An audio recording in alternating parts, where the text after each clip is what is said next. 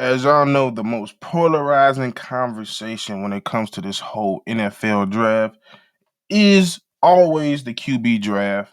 I mean, it's QB class.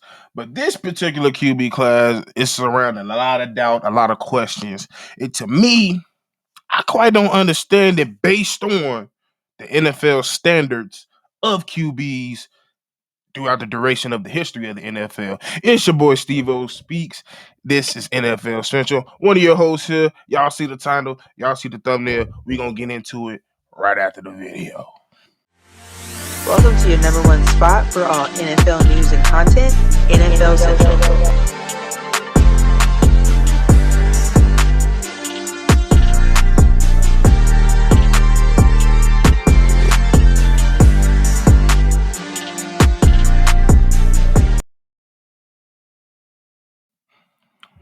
Thank y'all for tuning in for another episode of NFL Central. Like I said in the beginning, it's your boy Stevo Speaks, one of your hosts here for another daily video. And yeah, I'm here to talk about what y'all see in the thumbnail, what y'all see in the title.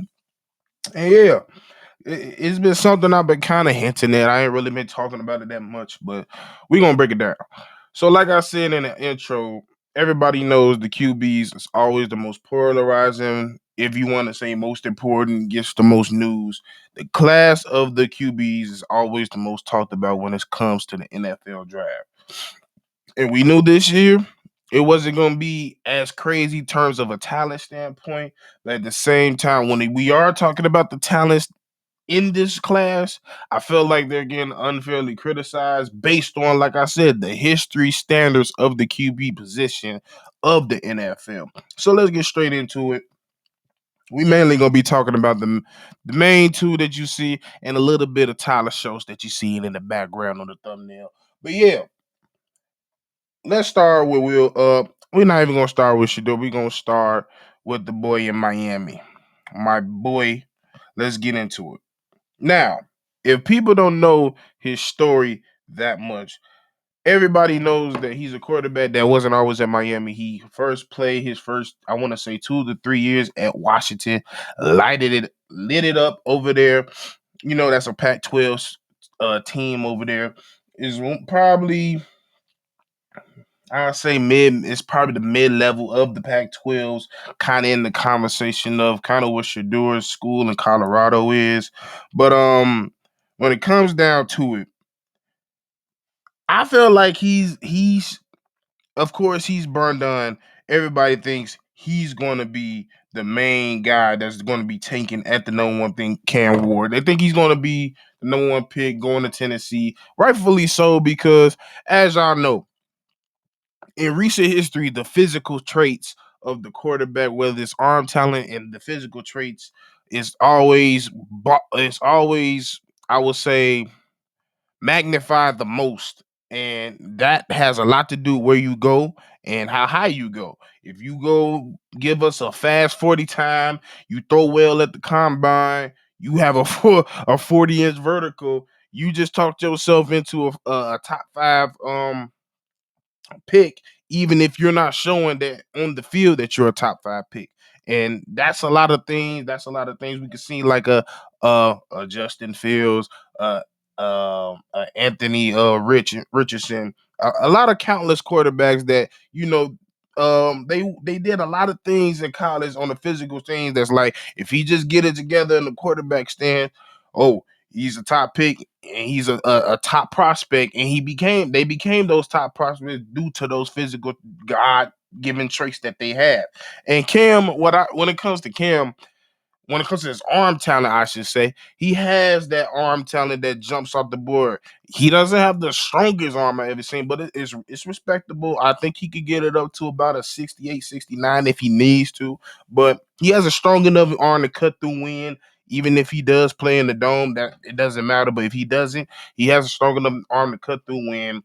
He has the arm talent. He could throw at multiple angles. I think one of the biggest things that we love to see and what makes him so entertainment is how calm and composed in the pocket that he is. He's able to manipulate the pocket. He's able to move front, back, side to side, backwards and forth in the pocket, which is probably one of the main things that comes to the game because the physical traits.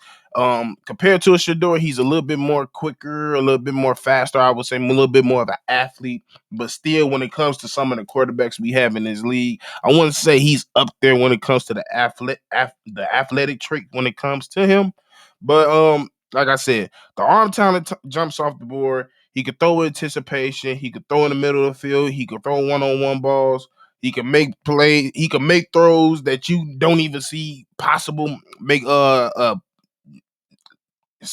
of the most insane sidearm looping throws, ditch throws, last minute. Like he's very creative getting the ball out of his hands, and he has such a unique arm angle and throwing style where I think it would translate to the league as well. It's a little side armish, but like it comes to a lot of ways in different situations. Pocket collapsing on the right side, right end gets around. You think he got a strip sack. He ducks under it, side out, dish it off with a sidearm. That's going to come in handy in his league because he's not going to have a lot of time. And even in Miami, he didn't have the most amount of time behind that old line, but he had a decent enough time. And we know going into Tennessee, he's not going to have the best time. So when it comes down to the physical traits, some of that stuff is going to bail him out once he gets to the NFL, which I feel like why he's the number one bar none pick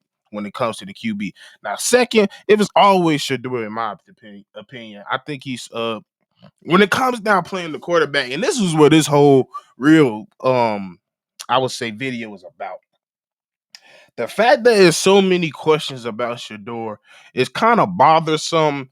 And it's not because I have like a personal attachment to Shador, because I really didn't. I'm not to say I don't care for him, but like he ain't like my favorite quarter. Like I watch way more Cam than I ever did watch him, but I did watch some Shador games, a lot of them, especially in the last few years, especially when he made that transition over to Colorado. But I always knew he was talented coming out of Texas, playing with his father in high school, going to Jackson State, and then eventually making that move over to Colorado. And I think that's a lot of it has to do with, yeah, he played at mid-major schools, and then when he did make it to the big dance, he went to a Colorado. They didn't play out. He didn't play like he played some big time teams. Most of the time he lost, but when it comes down to Shador, he is kind of like the epitome of what they want. And when I say they, I mean the NFL and most GMs, when they describe how they want a quarterback, it's fucking Shador. So in my mind, I thought coming in, bar none, even with my thoughts with Cam Ward, I thought, man, I think Shador might be on a scout from a scout's perspective. He's going to be the number one on the draft board when it comes to quarterbacks because he throws with anticipation. He's excellent in the pocket, game manager to the core, and that's the thing. The thing they're going to pick at is the physical traits. Not much of an athlete, escapability. He can do it to some degree, but in the NFL, it's going to be a little bit more difficult because they're way faster, they're way more stronger, and they can read defense way more quicker. But that's the thing that I also feel like it's also Shador's superpower. Shador's superpower is his mind. That man thinks about the play way before it happens. He came out and said, "I'm not." He has the mindset of, "I'm not snapping this ball till one. I know what formation they in. I know what I know what they're trying to do with this formation, and I know where the ball is going to before I snap this ball." I can say 70% of the league of quarterbacks don't think like that no more. When I feel like during the age of when I started watching football, the Brady's, the Drew Brees, the Phillip Rivers, the Peyton Mannings, the Eli Mannings, like those guys thought the game. You have to think the game because they wasn't the most physically talented QBs, just like a Shador, just like someone with a Cam, just like someone with a Tyler Show. Tyler Short had a hell of a career, decent. I won't say hell of a career. He had a decent career at Oregon. Moved on, fine tuned, found a coach that believed them in Texas Tech. Put up nice, decent numbers in the Big 12. Can't fault him for it. But you would think somebody of his ilk, the way he plays the quarterback position, decent enough arm, plays the game, a game manager, similar type way. You would think with somebody with the emergence of a Brock Purdy, it would be more well accepted for players like Tyler Show and Shador Sanders to come into this league and not have so many questions around them, which is like it's kind of like they're exposing themselves. Like it's the biggest contradiction to me because you can't sit here and say, "Oh, these are we want these." Our quarterbacks not to be athletes. We want our quarterbacks to be quarterbacky, think the game cerebrally, reading defense, um, knowing all the terminologies, the audibles, the term, all that. But at the same time, when we going down here, when what I'm seeing, who's getting draft first is these physical trait quarterbacks who you trying to build into this project of possibly trying to turn them into a game manager type of quarterback. So that's my whole thing. Why is Cam Ward, Tyler Show, Shador, and this whole overall QB draft class, which is not many because outsiders get to like Dylan Gabriel and I'm not even going to go into that. But why are those three getting penalized for something that y'all quote unquote said y'all wanted throughout the duration of the NFL? It just don't make sense to me.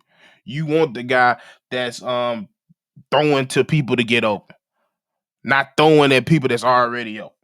You want the guy that's reading defenses. You want the guy that know where the ball is going before he snaps the ball. I feel like all three of those quarterbacks can do that, and they can do that at a pretty decent level. And these guys is listed as this is the 2025 draft class that has the biggest questions coming around them. Why?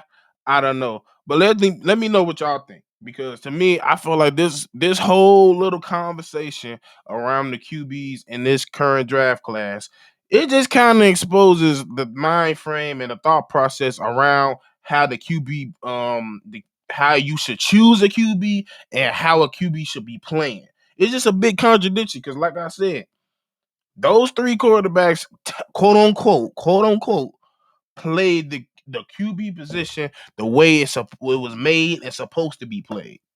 But yet and still, we got here in 2025, which is, I don't get me wrong, I'm not naive to the point where I understand like 90% of quarterbacks in high school and in college are dual threat because you have to have some type of speed to get away because the league is only getting more athletic. Yes, I understand that. But at the same time, how did we go from I want my quarterbacks to be quarterbacky to you got the quarterbacky motherfuckers and they looking like they got the most questions?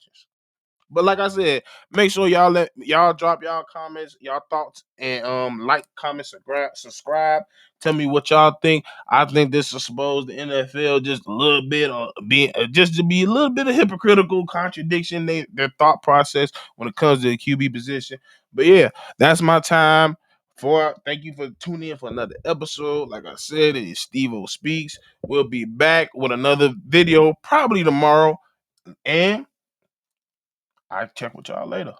Peace. Welcome to your #1 spot for all NFL news and content, NFL Central.